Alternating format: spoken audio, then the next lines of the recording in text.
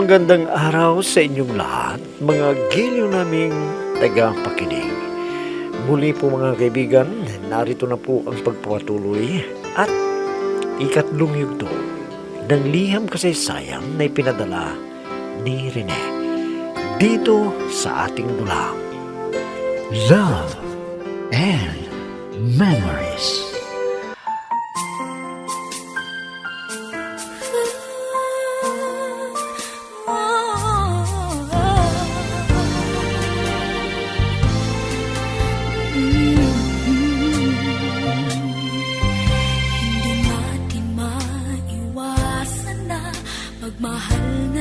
Nahulog ang loob ko sa mami ni Carmina at nalata kong ganun din siya sa akin. Kinausap ako para sundin si Carmina para hindi na siya guluhin ng makulit na nagliligaw sa kanya. Minsan iningitan ko na dumalo si Carmina sa despedida ng kaibigan ko, pero sumama din ang ina ni Carmina. Pero nalasing siya, kaya inuwi ko sa bahay nila. Pero nang maiuwi ko na, ay nagising si Lisa at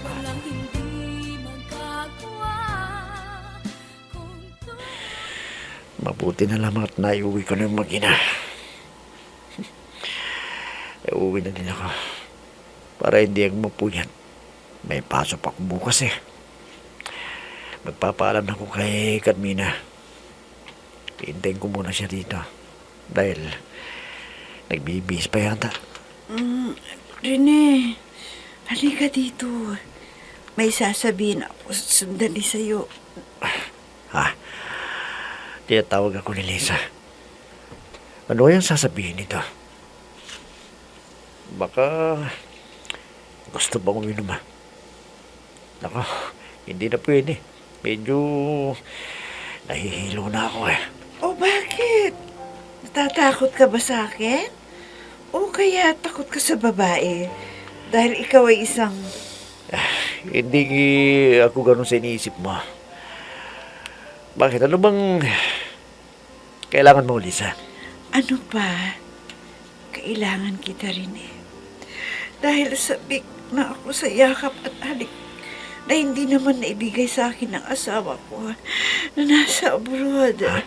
Lisa, huwag kang mag-isip ng ganyan. Nagsasakripisyo yung asawa mo para sa inyo ng anak mo. Kaya dapat iwasan mong matukso sa iba. Hindi ko na kaya rin eh. Gusto kita. Kaya paligayahin mo ako sa gabi ito. Rene. Lisa, wag. Rene. Nandito yung anak mo. Paligayahin mo. Babalik siya dito. Baka makita niya tayo. Rene. Ayoko mangyari yun. Mapasubo tayo. Wag.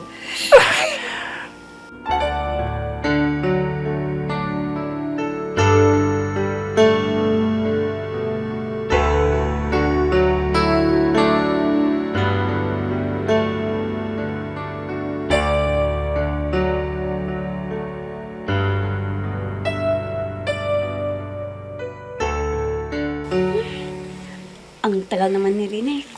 Bakit hindi pa siya pumunta dito? At lumalamig na ang in-order ko. Buti na lang, dito kami umunong halian. Sinabi ko sa text ko sa kanya na dito kami kakain. Ay, nako. Hi, Carmina. Mabutit nakita kita rito. Tamang-tama, may kasabay akong kakain. Hindi ako pwedeng makisabay sa iyo. May hinihintay akong kakain, kaya doon ka na lang sa ibang mesa. Hindi na darating iniintay mo. Kaya tayo na lang magsabay. Para ganahan naman akong kumain. Lalo na pag ikaw ang kasama ko. Gusto kitang makausap kasi para ulitin kong sinabi ko sa text. Di ba ilang beses ko nang sinabi sa iyo na wala kang aasahan sa akin? Ang kulit mo naman. Hindi kita gusto, naintindihan mo? Hindi! Ano? Bakit? Meron ka na bang ipinagmamalaki? Ha? Bitawan mo ko! Bitawan mo ko, sabi eh! Pwede ba? Bitawan mo siya kung ayaw mong makatikim sa akin. No! Bitawan mo! Pulis? Sige na, umalis ka na. Para hindi sumabog ang ulo mo. Nakikita mo to? Oo, mamang pulis. Alis na ako.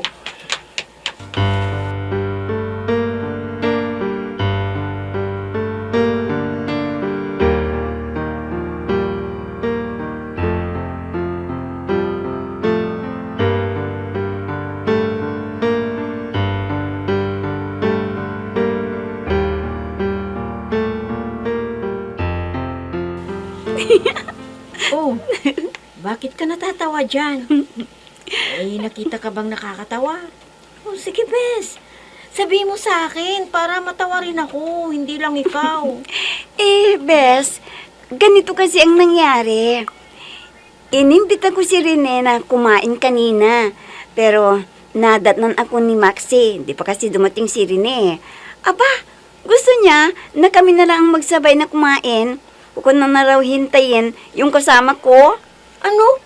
Ang kapal naman ng mukha niya? Gusto niyang makalibre ng kakainin? Hindi lang yon. Inulit na naman ang sinasabi niyang pag-ibig na ipinagtapat sa akin. Nang sinabi kong wala akong gusto sa kanya, ay, nagalit pa at tinawagan ako ng mahigpit. Ano? At sino ang tumulong sa'yo? Para sawayin ang makulit na Maxi na yon. Nako, tamang-tama ang dating ni Rene. Kaya itinutok ang baril niya kay Max. Takot. Kaya kumaripas ng takbo, kaya ang tawa ko. Ganun palang nangyari. Kaya hanggang ngayon ay natatawa ka pa rin. Dahil nailigtas ka ng crush mo, hindi ba? Siyempre naman, siya ang superhero ko. Alam mo ba yun?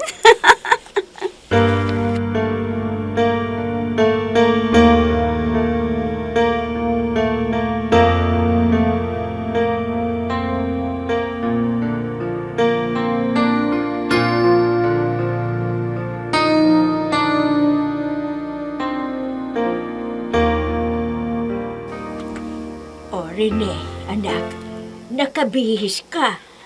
May pupuntahan ka ba na okasyon? Sana, dalhan mo naman kami ng itay mo ng handa nila. Hindi po, inay. Wala akong dadalang okasyon. Kundi, naliligaw po ako. Para mapasagot ko na yung babaeng tinitibok ng puso ko. Ano? Ay, kung ganoon, may plano ka ng mag-asawa, anak. Ay, sa bagay, nasa hustong gulang ka na rin. Nga po na eh. Alam niyo, yung mga kaibigan ko puro may mga asawa na sila. Lalo na yung isa, nag-asawa. Balak palang magpakasal yung isang kaibigan ko. At ako na yata yung pinakahuli na mag-aasawa sa aming mga magkakaibigan. Sana naman ay sagutin ka na ng nililigawan mo para makapag-asawa ka na at makita ko na nasa estado ka. Inay, huwag ko kayong mag-alala. Huwag kayong magmadali. Bakit? Gusto nyo bang mag-asawa ko? Di may kahati na kayo sa sweldo ko kapag nag-asawa ko. Ha? Ay, ganun ba? Oo. Ay, ikaw ang bahala, anak. Basta wag mo kaming pabayaan, hindi kami magrireklamo. Ang iniisip ko ay hindi natin alam kung hanggang kailan kami mananatilo dito sa mundo. Huwag niyo munang isipin yan, inay. Ang gusto ko kasi, makasama pa yun ng matagal. At maalagaan pa ninyo ang magiging apo ninyo. Hindi po ba, inay?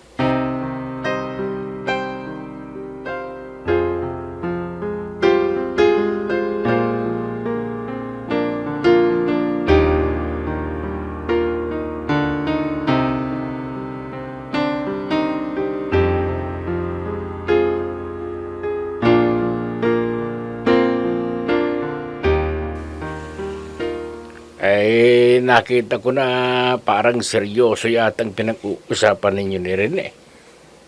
Saan ba siya pupunta? Ay, nako, Pasyo. Manliligaw na yung anak natin. Magkakaroon na siya ng nobya. O, di mabuti para may inspirasyon na siya. O, At di na siya kakantsawan na takot daw sa babae kaya wala pang nobya. Ano? Sinong nagsabi niyan? Bakit ba nila pinapakialaman si Rene? Hindi naman nila mabigyan ng panggastos. Kung meron siyang nobya. At tapos kung ano-ano pang sinasabi nila kay Rene. Talagang ganyan ang mga tao. Wala silang ginagawa kundi tignan ang nangyayari sa buhay ng may buhay. Hindi sila kontento sa kanilang ginagawa kung wala silang pagchichismisan. Ewan ko ba sa mga marites na yan dito sa ating lugar. Dapat sana na gawin nila ay maghanap ng trabaho para umasenso ang buhay nila at hindi sila aasa sa kanilang mga anak. Alam mo, ang mga taong ganyan, hindi mo sila mapagsabihan. Ang sasabihin sa'yo, hindi raw sila naapektuhan, kaya di daw sila dapat na pangaralan. Ang mga tao na pag wala pang masamang nangyayari sa buhay nila, ay di kayang magbago para sa kabutihan nila. Kailangan pang may maranasan silang mapait na karanasan sa buhay bago makapag-isip-isip na mabuti. Sana ang mga marites na yan huwag nang idamay si Rene na wala namang ginagawang masama sa kanila.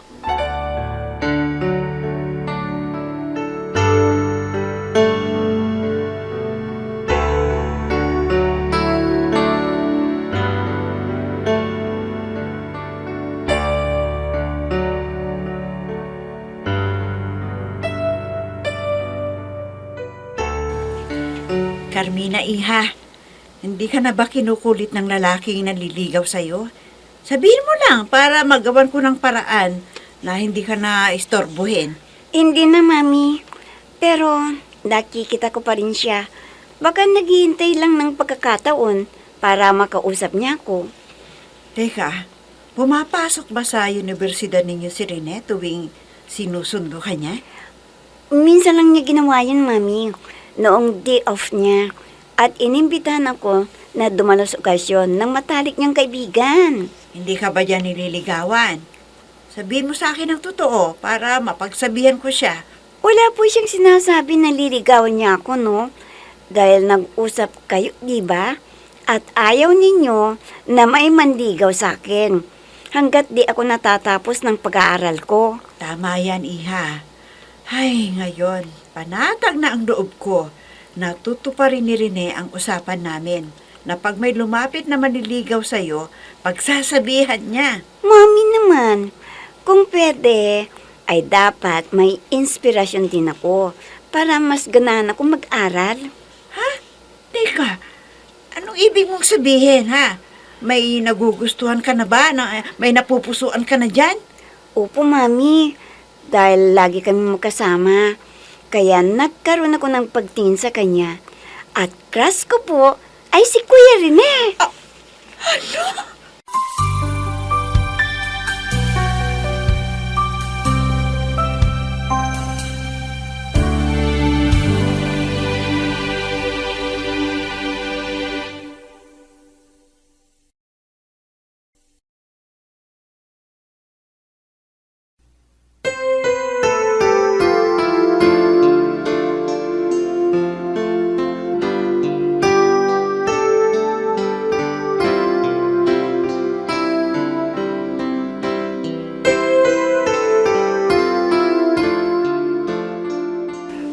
Masayang bata si Carmina. Pero, nakikita ko hindi ko na mapigilan ang damdamin ko para sa kanya. Ano ba naman itong nararamdaman ko ito? Alam kong bawal, pero anong magagawa ko? Para may uwasan ko na magkasala. Kung sakaling siyang gumawa ng paraan na matukso ko, hindi ko alam. Baka hindi ko na siya matanggihan. Sana isipin niya yung asawa niya nasa abroad. Nagsasakripisyo para sa kanila. Baka iwasan ni Lisa. Maiwasan yung magkasala sa kanyang asawa. At Gagawin ko lang lahat para hindi ako matukos at maakit sa kanya. Sana hindi kami magkasalang dalawa.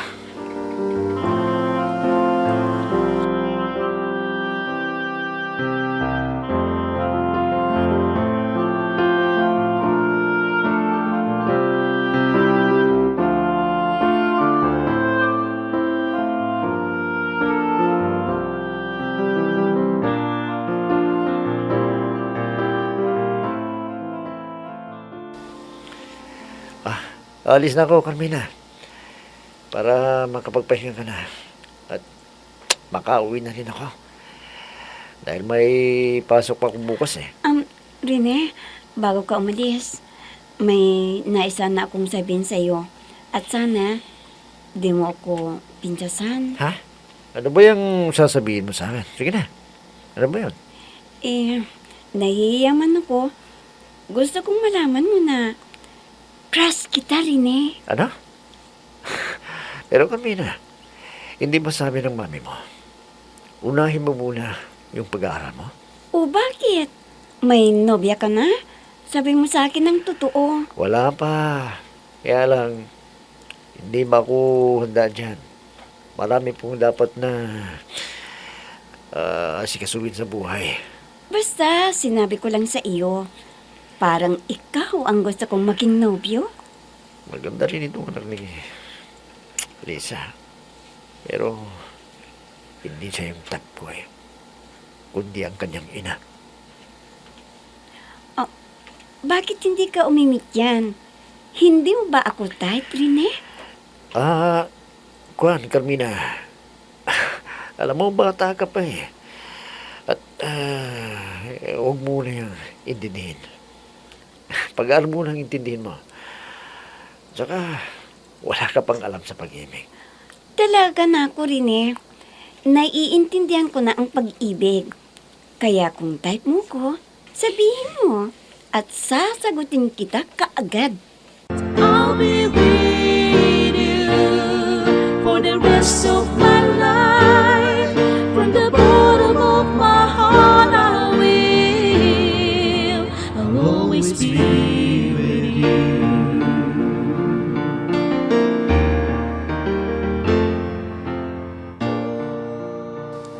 Alam mo ba, Pasyo? May kutsi na naghatid kay Rene. Kaya lang, di ko nakita ang mukha eh. Ano? May kaya pala ang nililigawan ng anak natin. Ay, naku sa rin. Swerte ni Rene. Hindi na siya mahihirapan sa trabaho niya. Kung makapag-asawa ng may kaya. Alam mo, pati tayo makikinabang niya. Ayan kaagad ang iniisip mo. Anong malay mo kung kasamahan niya ang naghatid sa kanya? Dahil gabi na, wala siyang masakyan. Hindi ako maaaring magkamali. Sigurado na babae yun. Kaya itanong mo sa kanya bukas para malaman mo ang totoo. Hayaan mo lang siya. Pero huwag mong asahan agad na may kayang nililigawan niya para hindi pumalpak ang diskarte ni Rene. Ay, naku sa ring, maniwala ka sa akin. Kaya ngayon lang nanligaw si Rene dahil pihikan. Hindi yung kung sino-sino lang ang babaeng nililigawan. Sigurado ako na maganda at may kaya pa ang nagustuhan ni Rene. Talagang swerte niya.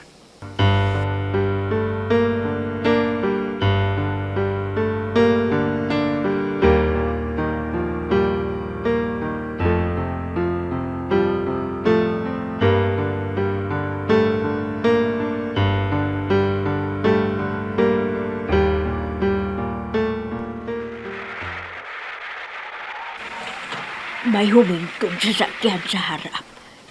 Sino kaya yan na bisita? Bumaba na. Isang magandang babae. Pero mga edad 40 na ito ang tansya ko. Aba, papalapit dito sa akin. Sino kaya to? Hindi bali. Malalaman ko rin kung ano ang kailangan niya. Ayan na siya. Magandang araw po sa inyo, Aling. Ano pong pangalan ninyo? Magandang araw din. Ako si Sareng. Ano bang kailangan mo? Ako naman po si Lisa. Nandito po ba si Rene? Oo, nandito pa. Dahil wala siyang pasok ngayon tulog pa. Napuyat kagabi. Ganon po ba? Aling Saring, papuntahin niyo siya sa bahay namin dahil may importante kaming pag-uusapan. Dapat niyang malaman po ito bago mahuli ang lahat.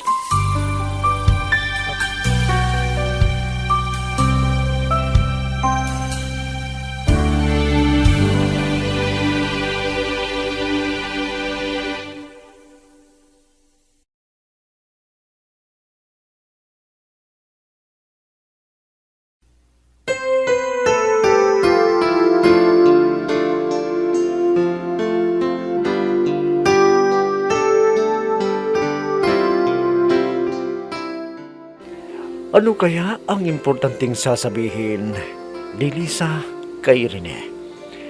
Mga kaibigan, huwag ninyong kaligtaang subaybayan ng pagpapatuloy at ika-4 na yugto ng liham kasaysayan na ipinadala ni Rene dito sa ating dula.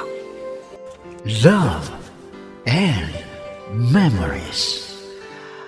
Mga nagbibigay buhay sa ating dula ay sina Mayra Abrihal Narnola, Susan Malikdem, Robert de Guzman, Yehuda Ismael, Eva Alcoriza, Jun Cabato, Ami Diaz, at si Oscar Ora. Technical supervision at musika ni Oscar Ora.